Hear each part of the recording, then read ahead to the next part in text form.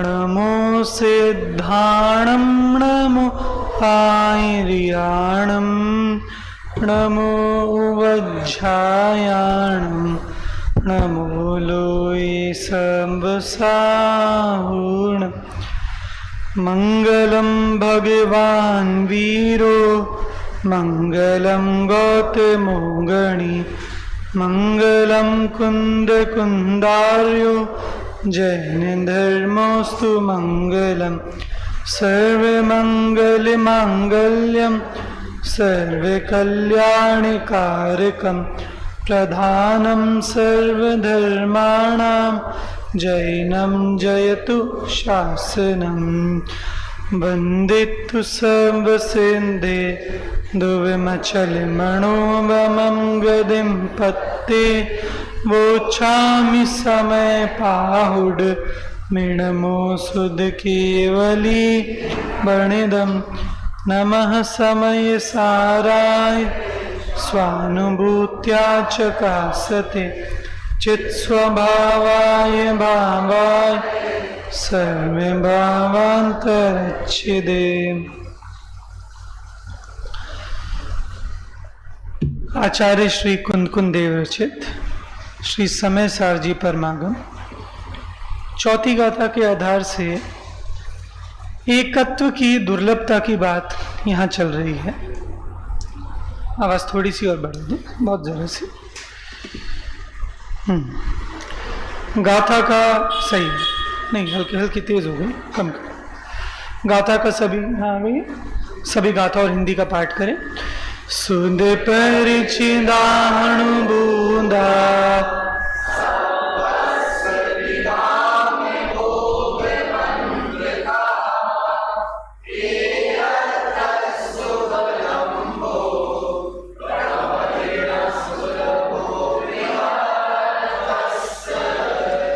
है सर्वश्रुत परिचित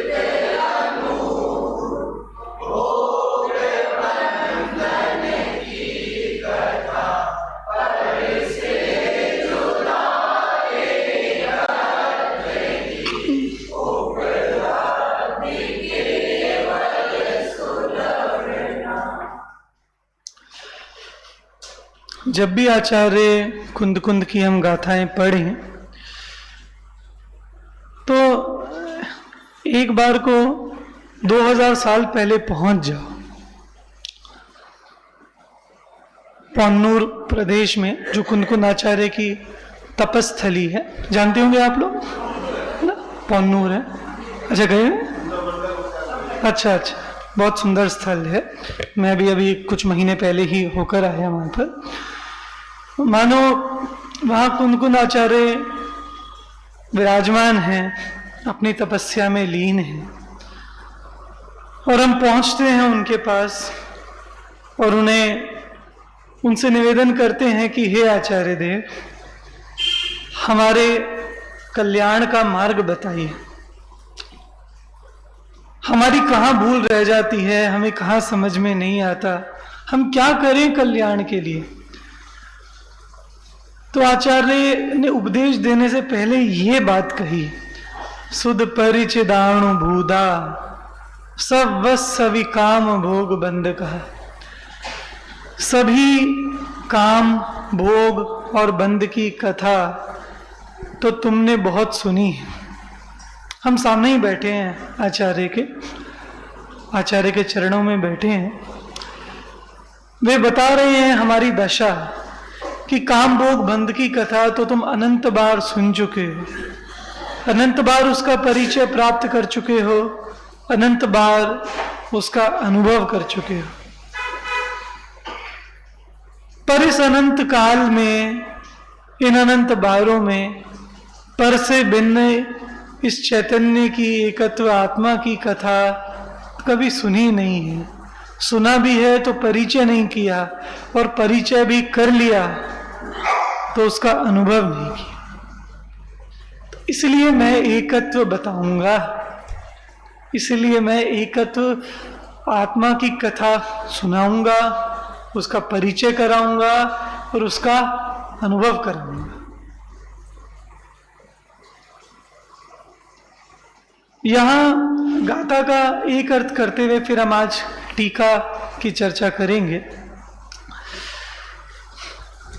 काम भोग बंध की कथा तो सुनी हुई है, सुलभ है। यहां काम भोग का अर्थ तो समझ में आता है, पंचेंद्रिय विषय, ठीक। पर बंध का क्या मतलब है? काम भोग की कथा तो माने, हाँ ठीक है, काम भोग की कथा माने पंचेंद्रिय विषय। बंध की कथा मतलब एक अर्थ तो ये किया है कि काम भोग संबंधी कथा, ठीक है, एक अर्थ तो ऐसा किया। पर आचार्य कुंदकुंद ने बंध शब्द डाला, वो उसका कुछ अभिप्राय है, वे कुछ कहना चाह रहे हैं बंद कथा कहकर। बंद कथा, बंद कथा आप देखेंगे तीसरी गाथा में बंद कथा शब्द आया है। एक बार को तीसरी गाथा निकालिए।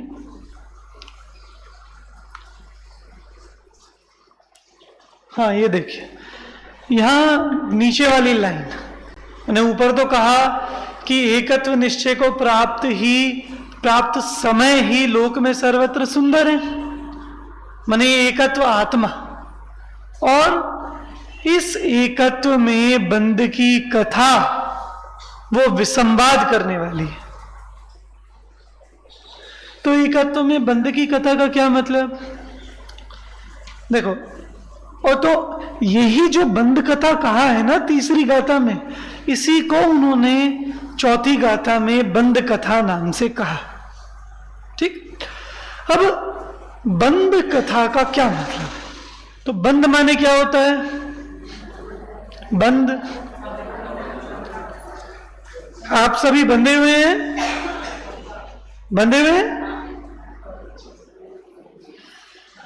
देखो, जो अकेला होता है वो बंधता नहीं है, जहां दो जुड़ते हैं उसे बंध कहते हैं।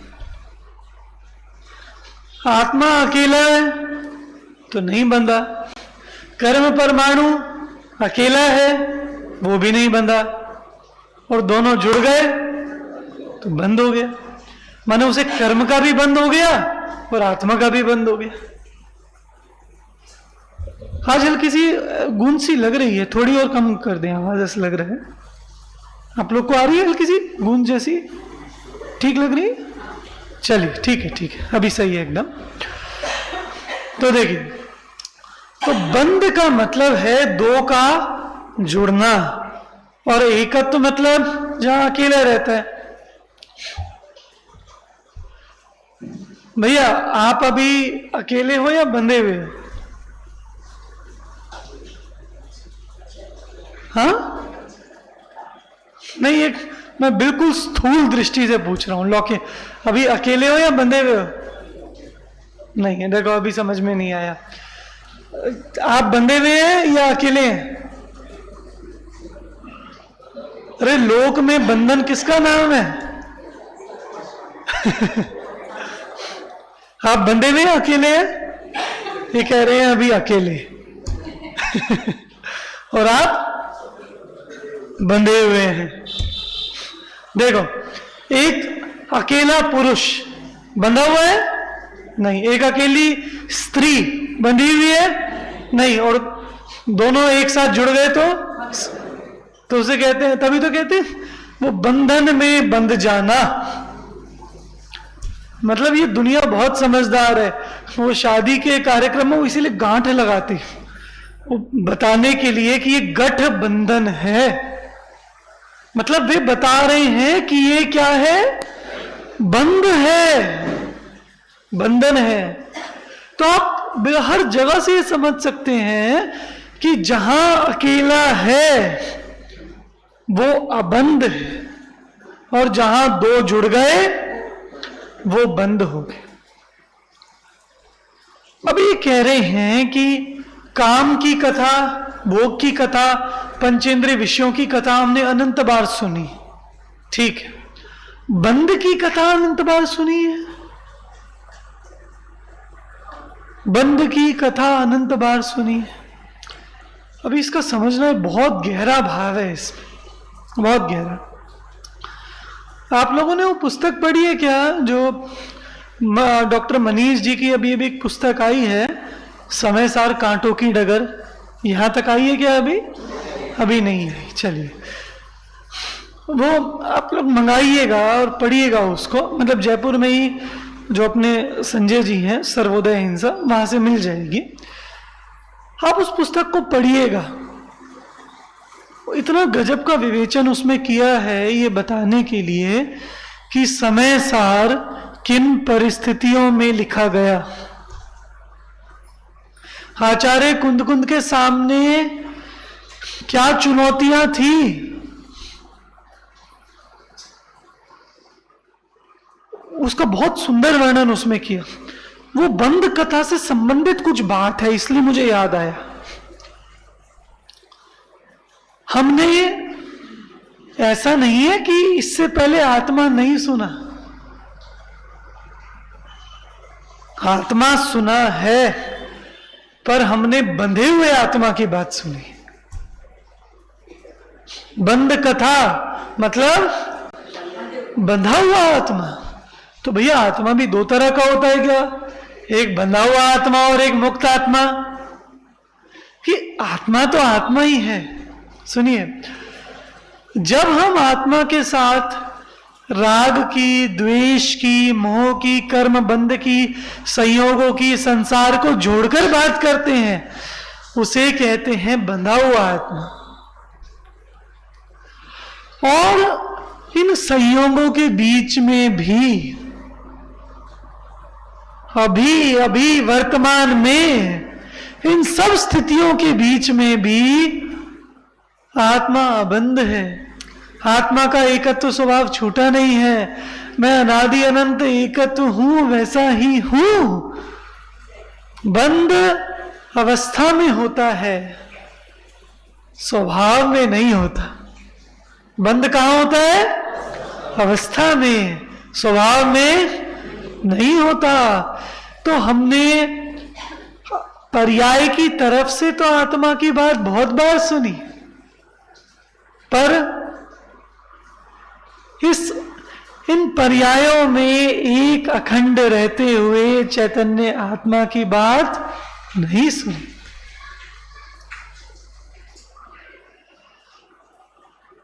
तो आचार्य ये कह रहे हैं कि वो बंद कथा है ना, वो भी अनंत बार सुनी है, अनंत बार परिचय किया है। और हम आत्मा के नाम पर किसका अनुभव करते हैं? बंधे हुए आत्मा का। इसलिए कह रहे हैं बंद कथा अनंत बार अनुभव किया है। टीका में ये बात और विस्तार से आएगी।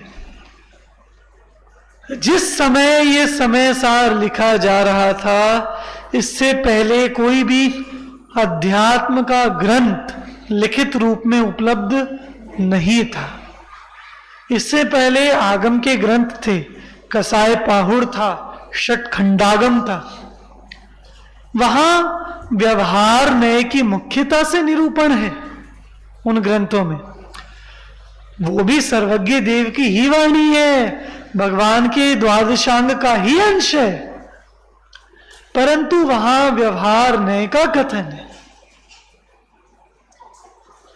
तो उसे कह रहे हैं कि वो बंद की तरफ से या पर्याय की तरफ से तो हमने आत्मा सुना है। आप समझ रहे हैं?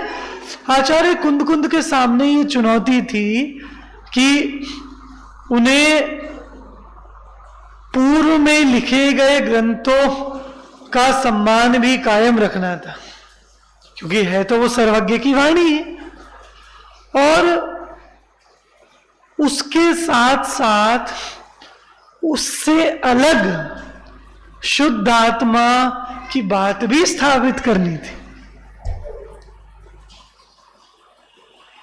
तो ये उन्होंने किया नए विवक्षा से, ये कहकर कि वो जो कथा है, वो जो जीव है, वो व्यवहार से बात है, व्यवहार से। और ये जिस आत्मा की हम बात कर रहे हैं, ये परमार्थ से एकत्व विभक्त आत्मा है। तो ये जो उन्होंने बंद कथा कहा, मतलब ये बहुत बड़ी बात है कि हम सभी आत्मा का विचार भी करते हैं ना, आत्मा देखते भी हैं तो दिखता है, ऐसी बात नहीं, नहीं दिखता। पर कैसे दिखता है कि देखो राग हो रहा है, द्वेष हो रहा है, कषाय हो रही हैं, मंद कषाय, तीव्र कषाय, इन परिणामों सहित ही आत्मा दिखता है, इनसे रहित दिखता है कि नहीं दिख पाता। तो इसलिए कह रहे हैं बंद कथा का भी अनंत बार अनुभव किया, पर जो यथार्थ अनुभव एकत्व विभक्त इन अवस्थाओं से भी पार इस चैतन्य आत्मा का अनुभव नहीं किया। तो इसीलिए आचार्य इसके लिए संकल्पबद्ध हैं। वो तो सरल है, पर्याय से आत्मा का बताना, अनुभवना, सुनना, समझना, पर पर्यायों में रहते हुए भी जो ध्रुव रहता है, पर्यायों से भिन्न नहीं किया ना। मैं ये आपको पहले ही दिन बताया था कि पर्याय द्रव्य से कोई अलग वस्तु नहीं है, कोई अलग सत्ता पर्याय की नहीं है। द्रव्य की अवस्था ही पर्याय है। तो हमें पर्याय से भिन्न आत्मा का अनुभव करना है कि नहीं करना? पर्याय से भिन्न नहीं, जो पर्यायों में रहते हुए ध्रुव रहता है, हमें उसका अनुभव करना। इसे उस भाषा में पर्याय से भिन्न कह देते, पर वास्तव में ये जैसे ये वस्त्र और ये शरीर अलग हैं, ऐसे पर्याय और द्रव्य अलग है क्या? नहीं है। जैसे बीमारी हुई, हमें बीमारी हुई तो हमें चिंता होती है बहुत कि अरे अब तो मैं क्या हो गया, बीमार, अब तो मैं हमेशा क्या रहूंगा, बीमार, हमेशा बीमार रहूंगा। नहीं, हमें पता है बीमारी हुई है तो ठीक भी हो जाएगी। अभी क्षणभंगुरता की चर्चा चल रही थी गुरुदेव के प्रवचन में, हुआ है तो नष्ट भी हो जाएगा। और आत्मा कब हुआ है, मैं कब हुआ हूं कि कभी नहीं हुआ, इसलिए कभी नष्ट।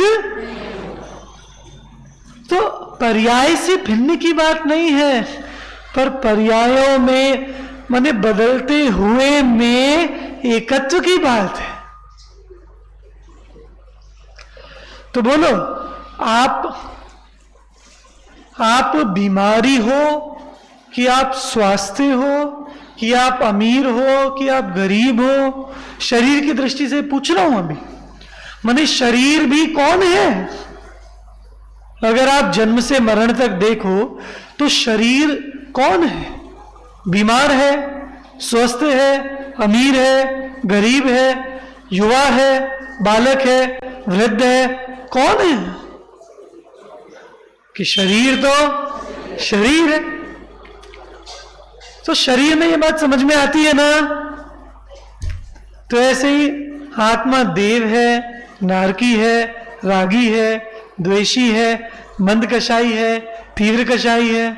कौन है? कि आत्मा तो मैं तो नहीं हूं। और कब? सदा। मैं पहले भी वही था, मैं अभी भी वही हूं, और मैं आगे भी वही रहूंगा।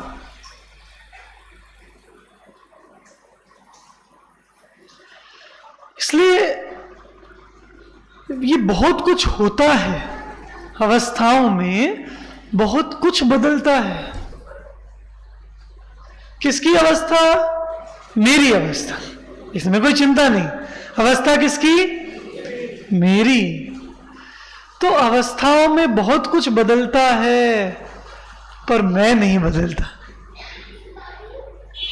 मेरी अवस्थाएं बदलती हैं, पर मैं नहीं बदलता। वही रहता हूं। ये कितनी अच्छी पंक्ति है, ख्याल में नहीं आ रही।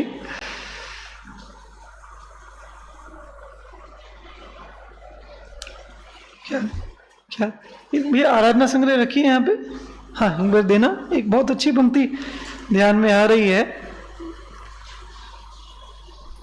देखो रखी हो तो। हाँ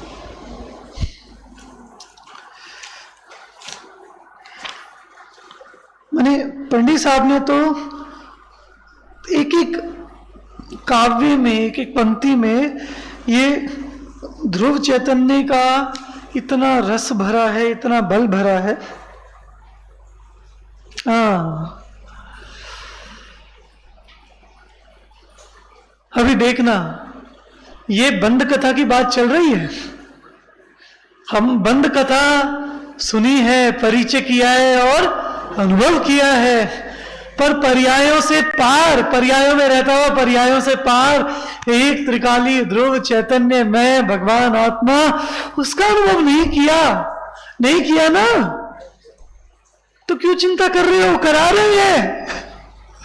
हमने नहीं किया तो इसकी चिंता क्यों? अभी करा रहे हैं ना, इस दुर्लभ को सुलभ बना रहे हैं। क्या सुंदर लिखा पंडित साहब ने। भूल से हीन मैंने था माना, आज देखा स्वयं का निदाना। हमने चैतन्य को अवस्था से देखा था। कहां से देखा था? आप लोग अगर कदाचित तत्व विचार नहीं करते तो समझो ये प्रवचन ही तत्व विचार है। मैं करवा रहा हूं आपको। प्रवचन में कितने लोग बैठे हैं?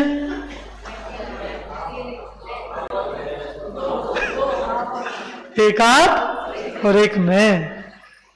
आप बिल्कुल ये समझो, जैसे हम किसी घर पे जाते हैं तो लोग पूछते हैं और व्यक्तिगत समाधान चाहते हैं। आप यही समझो कि मैं अकेले में आपको संबोधन कर रहा हूं। अब एक एक को तो अलग अलग करना संभव नहीं है। जैसे योगा कराते हैं, योगा कराने वाले, तो वे यहां से एक व्यक्ति करता है और बाकी सब बैठे हुए तालियां बजाते हैं। अरे करते हैं तो मैं यहां ये समझा रहा हूं और आप लोग बैठे हुए तालियां बजाओ। अरे वाह भैया, बहुत बढ़िया प्रवचन। अरे मूर्ख, बहुत बढ़िया प्रवचन के लिए नहीं सुना रहा हूं, पर तुम खुद करो, ऐसा अनुभव करो, इसके लिए बता रहा। ये तत्व विचार यही बैठे बैठे करो। कोई करोड़पति सेठ बीमार हो गया, कोई अरबपति बीमार हो गया, तो खुद को हीन अनुभवता है क्या? हीन अनुभवता है क्या? नहीं, वो खुद को, वो अरबपति पने का बहुमान, वो ठसक, वो बल, वो हर समय रहता है, चाहे वो बीमार हो। वो अगर नाली में गिर गया तो बल रहता है कि मैं अरबपति हूं। वो बल कम नहीं होता। अवस्था में मूढ़ हो जाते हैं तो चैतन्य का बल भूल जाते हैं। अरे ये जो चैतन्य है, ये जो आप में, मैं व्यक्तिगत बात कर रहा हूं आपसे, ये जो आप में ये चैतन्य दिख रहा है, ये चैतन्य भगवान है। ये अनादि अनंत सदा एक सा है, कभी कम नहीं होता, कभी ज्यादा नहीं होता, सदा ध्रुव रहता है, सदा आनंदमय रहता है। इस चैतन्य, ये चैतन्य वो है जिसके आश्रय से अरिहंत होते हैं, जिसके आश्रय से सिद्ध होते हैं, पंच परमेष्ठी होते हैं। मैं वो चैतन्य हूं, सदा वही का वही रहता हूं। ये बदलती हुई अवस्थाएं मेरी है, पर मैं इनसे हीन नहीं होता। पर इस चैतन्य को भूल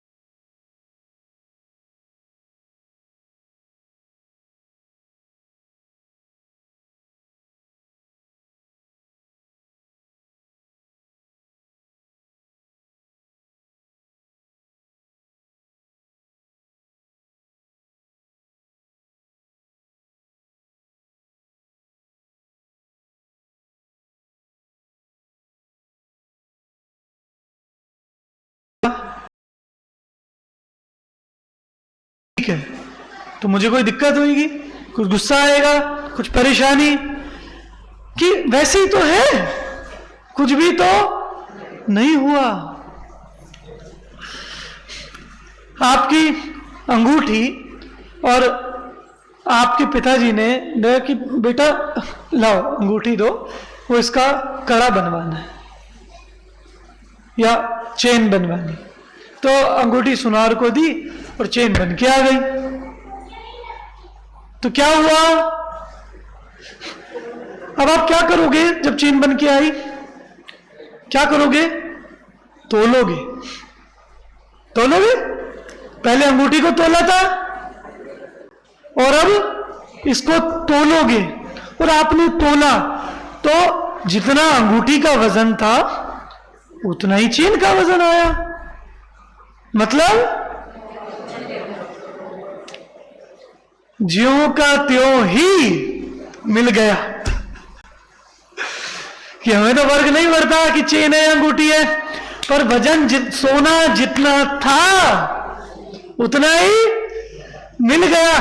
तो अभी देखना, अभी अंगूठी का डिजाइन ज्यादा अच्छा नहीं था और चेन बहुत सुंदर बन के आई, बहुत सुंदर।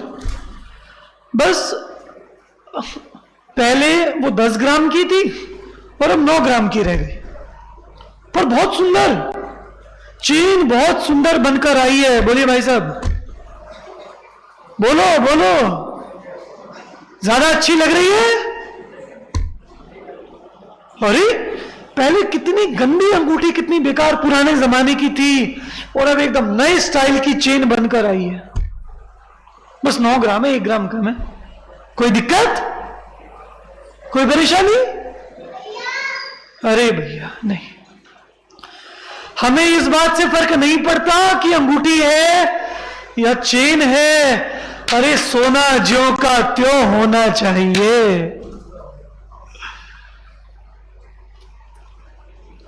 अवस्थाएं बहुत बदली, पर यहां कुछ नहीं हुआ, यहां कुछ नहीं हुआ। तो इस चैतन्य को देखकर आनंदित हो जाओ। अरे कुछ नहीं हुआ। आह वैभव गुरु लघु ही पाया, द्रव्यपन ज्यों का त्यों ही लखाया। लखाया कि नहीं लखाया? ज्यों का त्यों द्रव्य जैसा गया था, अनंत नरक में चला गया, निगोध में चला गया, तिर्यंचों में चला गया, मनुष्यों में चला गया, कुवोर भूमि में चला गया, राग द्वेष मोह में चला गया। द्रव्य पन ज्यों का त्यों ही लखाया। अरे हमें तो द्रव्य वैसा का वैसा मिल गया। अब जरूरत सभी की विसारी, आज अद्भुत छवि निज निहारी। क्यों? अभी सोना आपको 9 ग्राम का मिला 10 ग्राम के, तो अब क्या करोगे? क्या करोगे? किसको पकड़ोगे? सुनार को। क्यों भाई? कहां गया 1 ग्राम? जरा सा कम बर्दाश्त नहीं है जिस चीज की कीमत है उसमें। और अगर पूरा है तो, पूरा 10 ग्राम है तो किससे लड़ोगे? किसके पास जाओगे? अच्छा ये किसी को बताओगे कि हाँ पूरा है पूरा, अरे मेरे पास पूरा आ गया, बताओगे? बस रख लोगे, उसका आनंद लोगे बस। अरे द्रव्यपन पूरा मिल गया तो किससे जाके शिकायत करनी? नहीं, अभी तो सम्यक दर्शन चाहिए, अभी तो मोक्ष चाहिए। कि सम्यक दर्शन के पीछे पड़ने से सम्यक दर्शन नहीं होता, चैतन्य को पूर्ण देखने से सम्यक दर्शन होता है। सम्यक दर्शन की कमी से चैतन्य को अधूरा देखोगे तो सम्यक दर्शन नहीं होगा। और उस अवस्था से भी निरपेक्ष होकर चैतन्य को पूरा देखो। सुनो, सम्यक, अगर इस मनुष्य भाव में सम्यक दर्शन नहीं हुआ तो, हाँ, सम्यक दर्शन नहीं हुआ तो बहुत दिक्कत हो जाएगी, तो बहुत बहुत परेशानी हो जाएगी ना। ये सुनो, तुम्हारा फोकस सम्यक दर्शन पर है, दिक्कत ये, अरे सम्यक दर्शन हो तो हो और ना हो तो ना हो, मैं तो वही हूं, पूर्ण हूं, चैतन्य हूं, ये दृढ़ता है ना, तो सम्यक दर्शन हो जाएगा। घूम के आए उधर ही, पर अपना फोकस किस पे था? सम्यक दर्शन पे। तो वो जो पर्याय का आग्रह, एक बात मैं कह रहा हूं समझना, पर्याय का जो आग्रह होता है ना, आग्रह, सम्यक दर्शन नहीं हुआ, ये नहीं हुआ, वो नहीं हुआ, ये आग्रह ही सम्यक तो नहीं होने देता। ये द्रव्य की दृढ़ता, ये चैतन्य की प्रकटता, और ये मैं हूं ऐसी हुंकार, ये सम्यक दर्शन है। आप समझ रहे हैं? पर्यायों से, अवस्थाओं से बिल्कुल निश्चिंत हो जाओ। और बल कहां जाना चाहिए सारा? अच्छा, अगर सम्यक दर्शन नहीं होता तो हमारा बल कहां जाना चाहिए? हमारा बल तो मैं, और सत्य है ना ये, मैं ये हूं, मैं ये चैतन्य हूं, ध्रुव हूं। चैतन्य में क्या कमी है? चैतन्य में क्या कमी है? आप सुनकर बोल रहे हो या देखकर बोल रहे हो?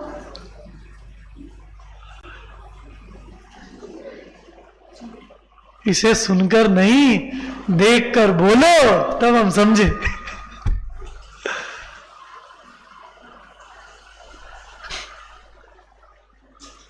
जैसे कोई छोटा बच्चा और उससे पूछे कि बेटा मजा आ रहा है, तो उसकी माँ बगल में बैठी हो तो कहे कि हाँ, बोल दे पंडित जी से मजा आ रहा है, हाँ पंडित जी मजा आ रहा है। वो सुनकर बोल रहे और बिना किसी के कहे यहां से बोले कि हाँ मजा आ रहा है। आप लोग को मजा आ रहा है? चैतन्य पूर्ण है, देखना है, देखना है, देखना है। एक बार ये वर्तते हुए ज्ञान को देखो, भाव बदल रहे हैं, देह की अवस्थाएं हो रही हैं, पर हर समय ये ज्ञान ज्ञान ज्ञान ज्ञान ज्ञान, चैतन्य चैतन्य चैतन्य। ये आत्मा है या नहीं है? हम नरक में चले गए यहां से तो भी ये आत्मा इतना रहेगा या नहीं रहेगा? अनादिकाल पहले यही आत्मा था या नहीं था? या अजीब हो गया था? आत्मा में ज्ञान था या नहीं था?